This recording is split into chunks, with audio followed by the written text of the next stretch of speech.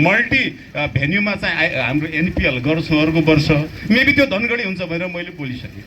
मैदानमा भएको सुदूरपश्चिमको हरेक म्याचमा 8वटा एउटा 7वटा लिग म्याच एउटा क्वालिफायर म्याचमा 50% दर्शक सुदूरपश्चिमको थियो। 50 एक वर्ष अगाडि भरतजीले कमिटमेन्ट त गरेर जोगबडामा खेल मैदान तयार गरेको छ र अबको 2 वर्षभित्र 3 वर्षभित्र उहाँले राष्ट्रिय स्तरको मैदान बनाउने कमिटमेन्ट गरेको छ। क्यानको बारेमा त अब यहाँलाई धेरै जानकारी छ, यहाँले क्वेसन राखे पनि हामी क्रिकेट एक्टिभिटी क्रिकेट डेभलपमेन्टमा हामीले कुनै कसर बाँकी राख्दैनौँ, तर इन्फ्रास्ट्रक्चर डेभलपमेन्टमा तेरो 3 तहको सरकार छ। आइसिसीले कुनै एलाउ गरेका छैन उसले दिने हामीलाई क्रिकेट डेभलपमेन्ट फन्डबाट इन्फ्रास्ट्रक्चरमा हामीलाई एलाउ छैन, त्यो त्यस्तो खालको फन्ड पनि हुनु होइन। त्यस कारणले क्यानले ब्याज खाने होइन कि क्यान त अहिलेको क्यानले हजुरलाई मैले अनुरोध गरेँ हामी जे ड्रिम देख्छौँ क्यान त्यो ड्रिम सफल पार्छ। विश्वकप खेलाउने, एसिया कप खेलाउने, इन्डियासँग खेल्ने र एनपिएल एउटा ठुलो सपना थियो विगत दिनदेखि, यसलाई हामीले इम्प्लिमेन्ट गऱ्यौँ। अब मल्टी भेन्यूमा जानका लागि मैले यहाँलाई अनुरोध के गरेँ भने सुदूरपश्चिममै मैले बढी किन जोड दिइरहेको छु कि म यहाँको भएर होइन, जुन खालको अपार समर्थन नेपाली क्रिकेटलाई सुदूरपश्चिमको छ त्यो चाहिँ अतुलनीय छ। त्यो मैदानमा भएको सुदूरपश्चिमको हरेक म्याचमा 8वटा एउटा 7वटा लिग म्याच एउटा क्वालिफायर म्याचमा 50% दर्शक सुदूरपश्चिमको थियो। 50% 70% दर्शक थियो। फाइनलमा आएर कि अलिक कम देखिएको थियो, यहाँले देख्नु भएको थियो 50%। र एउटा दर्शकले फाइनलको दिन धनगढीबाट काठमाडौँ गएर म्याच हेरेको कस्ट एभरेजमा 30,000 खर्च गरेको रहेछ। 30,000 त्यही भएर टिकट पनि अलिक महँगो भयो, 11,000मा पुगेछ। त्यो 30,000 खर्च त्यो सिट बाहेक ओभियसली अब म क्यानको अध्यक्ष भावनाले पास सासको कुरा आयो होला होइन, सिट बाहेकको खर्च र ती दर्शकहरूले त्यही क्रिकेट प्रेमीहरूले धनगढीमै 5,000 को 4,000 को 3,000 को 2,000 को एउटा उत्कृष्ट सिटमा बसेर क्रिकेट आनन्द लिन सक्छ। र धनगढीमा मात्रै 4वटा म्याच भयो भनेपछि टिकट सेलिङबाट मात्रै हामीले एजम्सन गरेको यदि अस्थायी प्यारापिट पनि भयो भनेपछि 10 करोड हुँदो रहेछ।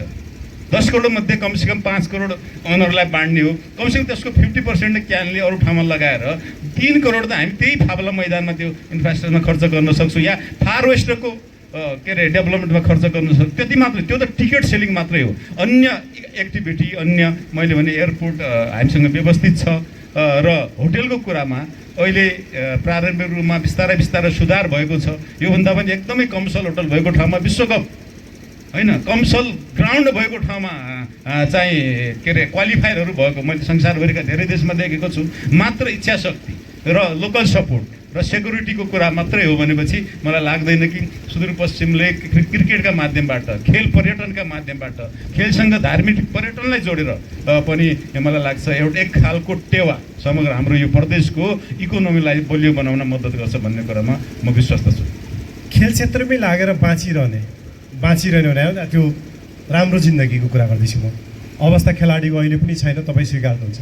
टप 30 खेलाडीले 20 खेलाडीले गत वर्ष एक वर्षमा 60 लाखभन्दा बढी कमाए नेपाली प्लेयरले। जस्तै त्यही खेलाडी म 10 वर्ष पहिला उपाध्यक्ष हुँदै गर्दा 12 वर्ष पहिला उपाध्यक्ष हुँदै गर्दा 5,000 तलबबाट सुरु गरेको अहिलेको क्रिकेट सङ्घको सचिव पारस खड्का पनि पहिलो पटक तलब पाउनेमा 5,000 तलबबाट सुरु भएको। तर अहिले भनौँ न 60,000 त मिनिमम 60 लाख वर्षको 20 जनाले पाए र हामीले झन्डै 100 जनालाई हामीले चाहिँ धेरै थोरै रूपमा क्रिकेटसँग रोजगारी जोडेका छौँ।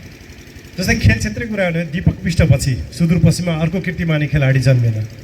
अब दिपेन्द्र ऐरीपछि अर्को जन्मिन्छ या जन्मिँदैन भन्ने त अझै पनि मैले भने त्यो लगानीमा निर्भर हुन्छ नि त। होइन, म भविष्यकर्ता त म होइन, तर जुन खालको कमिटमेन्ट, जुन खालको क्रेज, जुन खालको यहाँहरूको समर्थन छ, मैले भने नि त धनगढीबाट 30,000 खर्च गरेर एउटा म्याच हेर्नका लागि त्यहाँ काठमाडौँ पुग्नु सामान्य कुरा होइन। त्यस कारण त्यस्तै खालको लगानी थुप्रै अभिभावकहरूले, म त अध्यक्ष भएको हुनाले धेरै साथीभाइहरू जोडिन्छन् दिल्लीमा होइन र इन्डियाको ठुला एकाडेमीहरूमा आफ्नो छोरालाई चाहिँ त्यही हस्टेल गरेर सयौँ खेलाडीहरूलाई चाहिँ राखेका छन् कि हामीसँग स्तरीय एउटा इन्डोर एकाडेमी नभएको हुनाले काठमाडौँमा पनि छैन त्यो खालको त्यस्तो खालको हामीसँग अहिले पनि मेन पावर कोचेस जो छ नि लेभल पुगेको कोचेसहरू भर्खर केही नेपाली खेलाडीहरू अब मैदानमा आएका छन् कोचिङ पार्टमा त्यस कारणले डेफिनेटली धेरै कीर्तिमानी खेलाडीहरू यही धरतीबाट जन्मिन्छन्। जस्तै प्रशिक्षण अहिले पनि त्यस्तै छ, मैदान पिच छैन, होइन पिच प्रशिक्षण केन्द्रहरू छैनन्, प्रशिक्षण केन्द्र जस्तै भने नयाँ खेलाडी कसरी जन्मिन्छ? होइन, निरन्तरता के हो भनेपछि योभन्दा तल हामी झर्दैनौँ। जबसम्म मेरो कार्यकाल छ योभन्दा तल हामी फर्केर हेर्दैनौँ, यो मेरो कमिटमेन्ट हो। त्यसभन्दा माथि यसलाई लेभल माथि पुर्याउन मैले भने हामी सबैको मैले अघि नामै तोकेर होइन सम्भावना भएको भनौँ न क्षेत्रहरूको नामै तोकेर मैले आग्रह गरेँ योभन्दा माथि पुर्याउनका लागि उहाँहरूको पनि ठुलो कमिटमेन्ट चाहिन्छ। नेपाल क्रिकेट सङ्घले सुदूरपश्चिम मात्रै होइन देशभरिका यस्ता उत्कृष्ट सबै 7वटै प्रदेशका उत्कृष्ट खेलाडीहरूले यो देशलाई चाहिँ यहाँसम्म पुर्याएका छन्। मैले भने यो लेभलभन्दा तल हामी झर्न दिन्नौँ। हाम्रो प्रयास जस्तै भनौँ त विश्वकप कसले खेल्यो अहिले यो देशमा? होइन, क्रिकेटले खेल्यो। के अरे अन्डर-19 बोइजहरूले पटक खेल्यो। हामीले 2 पटक सिनियर विश्वकप खेल्यौँ। भर्खर अन्डर-19 गर्ल्सहरूले 2 पटकका लागि विश्वकप क्वालिफाई गरेको छ भर्खर। र अब महिला विश्वकप क्वालिफाई गराउनका लागि एक खालको तयारी आजकै दिनदेखि हामीले सुरु गरिसकेका छौँ महिला सिनियर महिलाको। त्यस कारणले मलाई लाग्छ यी भनौँ न देशका युवाहरूले जुन खालको अहिले एनपिएल भएको कति देशमा हेऱ्यो होला, झन्डै 200 देशमा टियु मैदान, त्रिभुवन विश्वविद्यालय, हाम्रो हिमाल, हाम्रो पशुपतिनाथ भनेर संसारभरि 200 देशमा स्टार स्पोर्ट्स मार्फत विभिन्न माध्यमबाट हेर्ने मौका पायो। त्यति मात्रै होइन, नेपालको जनसङ्ख्याको झन्डै 3 गुणा 8 करोड मान्छेले क्रिकेट हेरे कि संसारभरि। नेपालको जनसङ्ख्या 290 कति छ, 8 करोड मान्छेले यो एनपिएल क्रिकेट हेरे। त्यसकारण मलाई के लाग्छ भने सम्भावना क्रिकेटको सुदूरपश्चिममा त छँदैछ, देशभरि राम्रो छ, यसलाई व्यवस्थापन गर्ने मात्रै एउटा खाँचो छ। दिपेन्द्र ऐरेपछि जुनियर दिपेन्द्र ऐरेहरू जन्माउँदै हुनुहुन्छ या अब त्यो ठप्प छ? त्यो यहाँ देखिरहनु भएको छ भर्खरको नरेन सावत, लोकेश बमहरूले हेर्दै किरण ठकुरनाहरूले एनपिएलमा देखिने गरी कस्तो खालको उत्कृष्ट प्रदर्शन गरेको छ। त्यसकारण मलाई लाग्छ मौका पायो भनेपछि मौका पाउनुहुन्छ, मौका पाएपछि मलाई लाग्छ त्यो सयौँ दिपेन्द्र ऐरी यही भूमिबाट जन्मिन्छ। भन्नाले सुदूरपश्चिममा क्रिकेटको सम्भावना उज्जवल छ। सुदूरपश्चिममा क्रिकेट सम्भावना सबैभन्दा बलियो छ। हस्, धन्यवाद। धन्यवाद। फेरि म रङ्गशाला वर्षमा झन्डै 5 खरब पैसा उसले ट्रान्जेक्सन गर्छ। यदि विश्वकप त्यही हुन्छ, आइपिएल त्यही हुन्छ, ठुला टेस्ट प्लेइङ कन्टिन्यू गरेर तेरे धर्मशालामा म्याच हुन्छ। एउटा भनौँ न सत्ताको प्रयोग विकासका लागि गर्यो।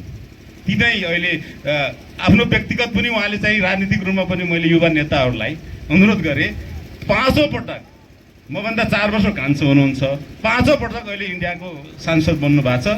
लास्ट टाइम यो चाहिँ sports and youth minister of Indian government हो। होइन, भन्नाले क्यानको अध्यक्ष भएर मात्रै पुगेन, मुख्यमन्त्री बन्नु होइन। मैले भन्न खोजेको यो मैले यो आदरणीय अगाडि बसेका नेतागणहरूलाई मैले के भन्न खोजेको, त्यसबाट इकोनोमीमा पर्ने प्रभाव र इच्छा शक्ति छ भने गर्न सकिन्छ। सुदूरपश्चिम र अहिलेको नगर प्रमुख मैले अन्य तराईको पनि कुरा गरेँ, हामी सत्ताको पहुँचबाट टाढा छैनौँ, गर्न सक्छौँ। हामी पनि प्रदेश सरकारको पहुँचबाट टाढा छैनौँ, केन्द्रीय सरकारको पहुँचबाट टाढा छैनौँ।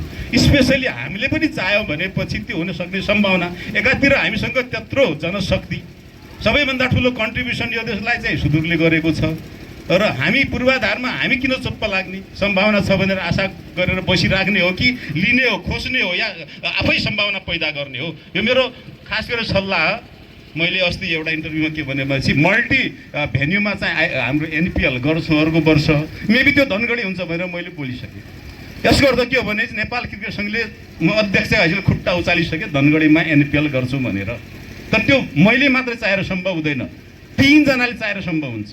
लेखेर राख्नुहोस्, 3 जना मध्ये 1 जना यही हुनुहुन्छ, हाम्रो आजको चिफ गेस्ट। उहाँले चाहनु पर्यो। अर्को चाहिँ धनगढी भनिसक्यो, धनगढी उपमहानगरको मेयर। उहाँ 3 जनाले चाह्यो भने त म त अलरेडी तयारै छु। त्यसकारण यो किन नसक्ने, किन वेट गर्ने?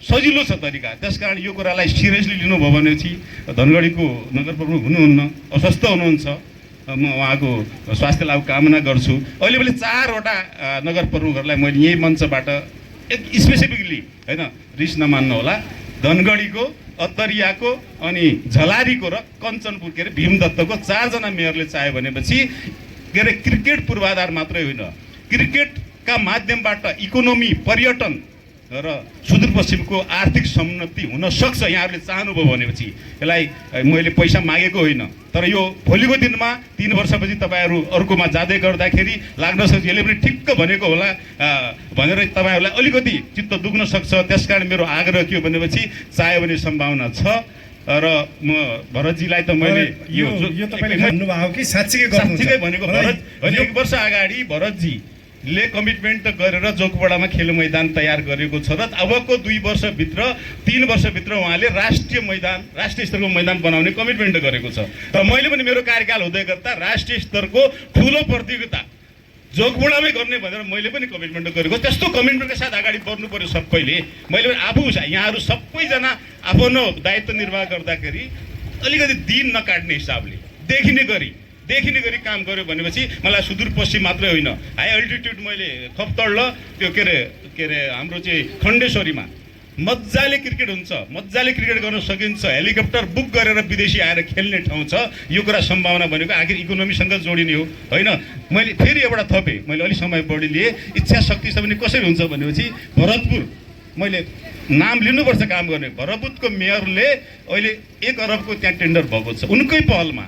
उहाँले पनि सत्ताको प्रयोग गर्यो, बुवा प्रधानमन्त्री हुँदै गर्दाखेरि त्यसको सदुपयोग गर्यो र अहिले 1 अरबको टेन्डर भएर मेबी नेक्स्ट भेन्यू एनपिएलको अन्तर्राष्ट्रिय भेन्यू भरतपुर बन्न सक्छ। मैले चाह्यो भने असम्भव छैन र त्यस कारणले इच्छा शक्तिमा उहाँहरूको चाहिँ कमी नहोस् भन्ने मैले हार्दिक आग्रह गरेँ। अब एनपिएल गर्ने मुख्य आयोजक क्यानको अध्यक्ष तपाईँ यही हुनुहुन्छ, तपाईँले घोषणा गरिदिनु भयो भने अर्थमन्त्री यही हुनुहुन्छ र नगरपालिका सङ्घको केन्द्रीय सदस्य, प्रदेश सदस्य यही हुनुहुन्छ र त्यस्तै गाउँपालिका सङ्घको कोषाध्यक्ष पनि यही हुनुहुन्छ, पालिकाका थुप्रै अध्यक्षहरू हुनुहुन्छ, मेयरहरू हुनुहुन्छ। एनपिएल मात्रै होइन, मैले भने नि भर्खर हामी 10 दिनपछि प्रधानमन्त्रीको महिला राष्ट्रिय गर्दैछौँ।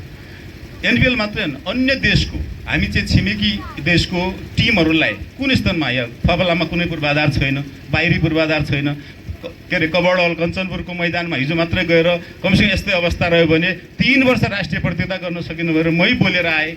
त्यस कारणले पूर्वाधारको रूपमा उहाँले टेवा पुर्याइदिनु हुन भनेपछि त्यस्तो खालको देशहरू होइन, विदेशी टिमहरू यस्तो हाम्रो चाहिँ सुदूरको पर्यटनलाई टेवा पुर्याउनको लागि अन्य टिमहरू बिसिसिआईले जुन खालको अहिले इच्छा शक्ति देखाएको छ नेपाली क्रिकेटलाई माया गर्ने, हामी निरन्तर रूपमा विदेशी टिमहरूलाई ल्याएर धनगढीमा होइन खेलाउन सक्छौँ, जसबाट मलाई लाग्छ क्रिकेट विकास त भइराखेको त हुन्छ।